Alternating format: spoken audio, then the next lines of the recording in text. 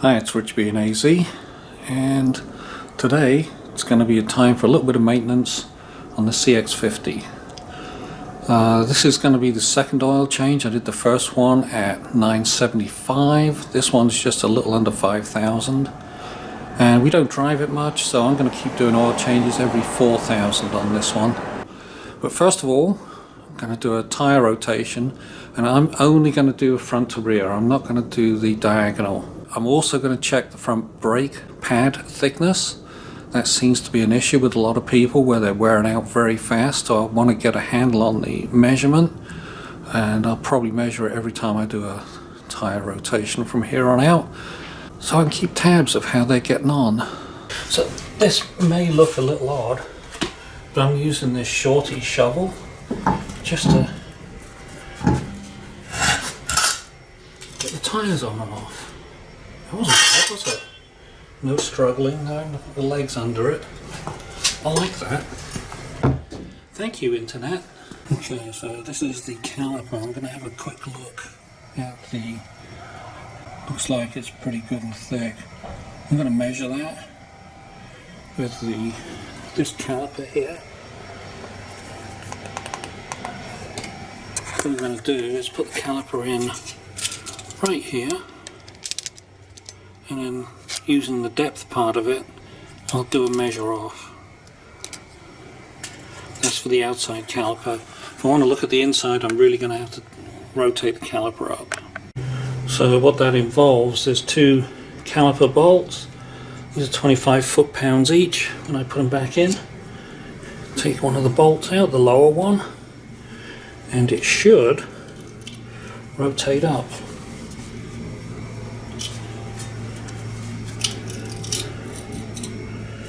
Going to be tight.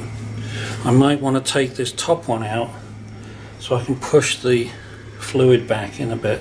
So I'm going to take the top out, then I'll twist it to push the fluid in. Right, so I've got the top bolt out.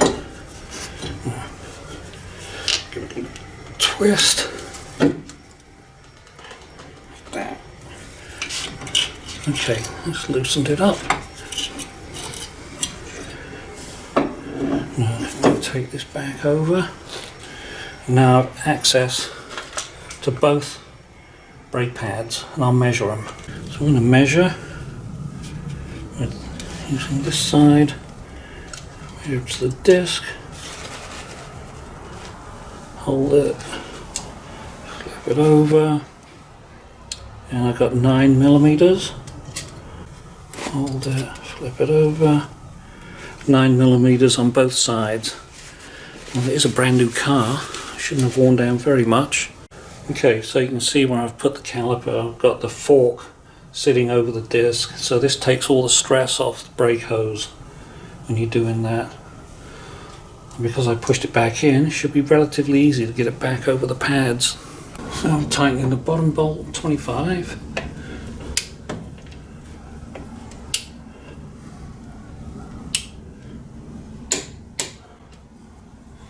Top one.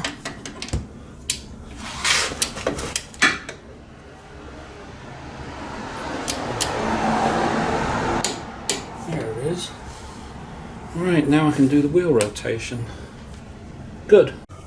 And just to let you know where I'm jacking this up, I'm not using the official jack point. There's a bolt right there that is right on the subframe, and that's where I've got the jack. I don't want to be lifting sheet metal. So jacking the back up has become a lot more tricky because they've put a drive axle in here.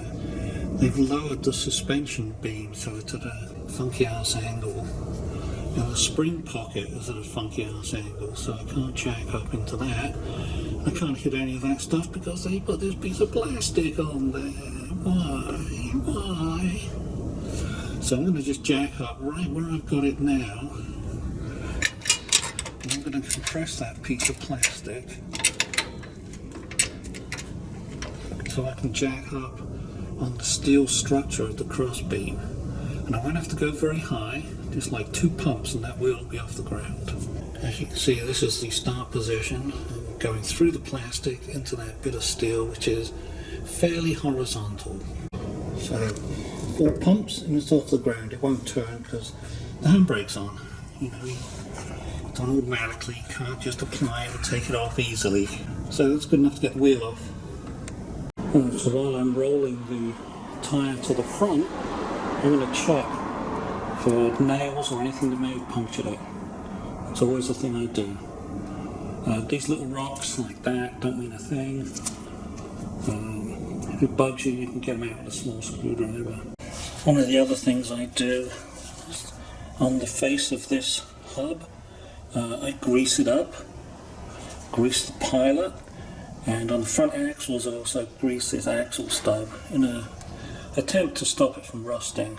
It's something you won't get at, you know, the typical tyre rotation place if you go to a shop to do it.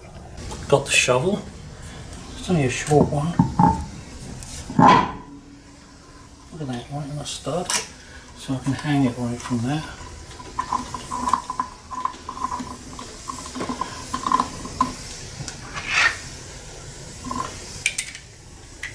And I can pull it out, get the others on. You know, I've just watched a couple of videos of guys doing this in Canada, and while they're doing it on Volkswagens and BMWs, those cars don't have studs. It's so much easier when you have studs than just bolts, because then you've got to find the holes, stick the bolt in, and oh man, why bother? Okay, I'll put the rest on, we'll torque it. So I have them torqued to probably 30, 40, 50, something like that. Not all the way to 94. About halfway. And I'm going to just lower the jack a little if I can. There it goes. Just till it's touching. Now I'm going to finish off the torque. Don't like to do it on the full weight of the car.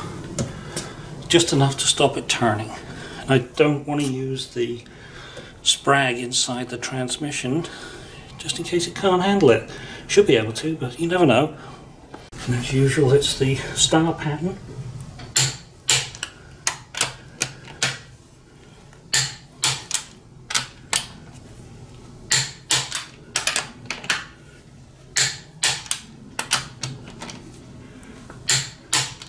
That's it. Now for the rear disc, I'm just going to do a quick inspection. And actually the hole they gave you is good enough. You can see the whole pad, both inside and outside. And the disc looks good. You can see the light honing marks on it still.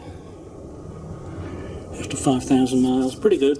I just noticed on this back wheel, there's no grease on this, and this part is starting to rust a bit. And the pilot, that's the important bit you don't want rusting. That centers the wheel. Okay, so I'm going to slap some grease on it. See, grease. While I'm greasing this, I was thinking about all the black crap you get all over your hands from the dust, brake dust. I had a look one time at some specs on a Bendix brake set, the actual materials that went into it, and without giving away any trade secrets, they put molybdenum disulfide in, which is kind of a weird thing because it's a dry lubricant, but then when you think about it, it's going to stop the brake from squeaking. So, okay, kind of makes sense. Good idea, I guess. Anyway, so this is all nicely greased up. I did not grease the studs as best as I could. I tried to avoid it.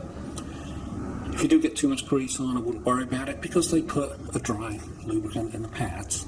So, it's not going to be a problem. So with the back wheels on the CX50, the handbrake is on all the time, so I'm going to test it. Yeah, I can get to full torque without it slipping. I had recently repumped this spare tyre and I was just checking it. I noticed it's down 5 already. That wasn't that long ago. So I noticed as I was taking the dust cap off that there was a little hiss. So I retightened the valve just a little, and now I'm going to pump it back to 60.